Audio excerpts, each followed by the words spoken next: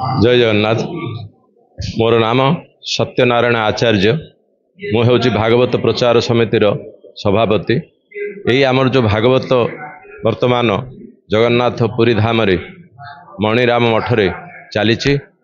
एठी 250 रु 300 पर्यंत भक्तवृंद आसी आमर ओडिशा बाहरु मध्य सूरतरु मध्य आउ उत्तर प्रदेश किछि लोक समस्ते मिसी आमर एठी भक्त समावेश आयोजन होइछि। आउ यही अनुष्ठान मुख्य उद्देश्य है समस्त भागवतमय जगत देखा ये अनुष्ठान ये भागवत प्रचार समिति सबुबले आग्रह। तेणु से उद्देश्य रे मोर गुरु श्री जगन्नाथ पंडांकर प्रवचन आउ ता सहित भागवत को नहीं मु प्रत्येक क्षेत्र में रामेश्वर बद्रीनाथ द्वारकाधीश एवं शेष पुरी यही प्रकार भाव में आमर प्रत्येक क्षेत्र में भागवत चली।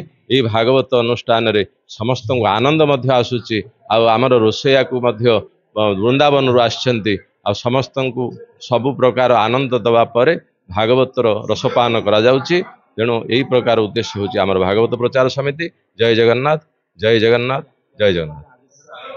हाँ, आमर भागवत सेप्टेम्बर 2 तारिख रु कलश यात्रा आरंभ होला। भागवत महात्मा सहित आज 3 तारिख सेप्टेम्बर मास ठारू आरंभ हो 9 तारिख सेप्टेम्बर पर्यंत आमर ये भागवत चालू रहिबो। प्रत्येक 2 ओली प्रवचन हुए। 9 रु 12 पर्यंत प्रथम अधिवेशन, पुणी 3 रु 6 पर्यंत द्वितीय अधिवेशन है भागवतर प्रस्ताव ये अवस्थान करा जाए। यही प्रकार भाव में भागवत आमर एठी ज्ञान यज्ञ चली। जय जगन्नाथ, जय जगन्नाथ, जय जगन्नाथ।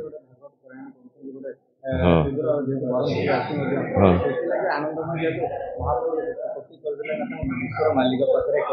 निश्चित निश्चित आमर ये जो जगन्नाथ होचंदी जगतर नाथ आउ ये जगत जगन्नाथंकर ही कथा होची भागवत कथा। तेणु जगन्नाथ दासंकर लिखित जगन्नाथंकर कथा जगन्नाथ पंडांक द्वारा जगन्नाथ पुरी धाम रे होबारु आमर ये भक्त माने एते उत्साह एते आनंदित आउ तार आउ कौन प्रकार सीमा ना। तेणु बहुत आनंद लगुच, बहुत आग्रह लगुच।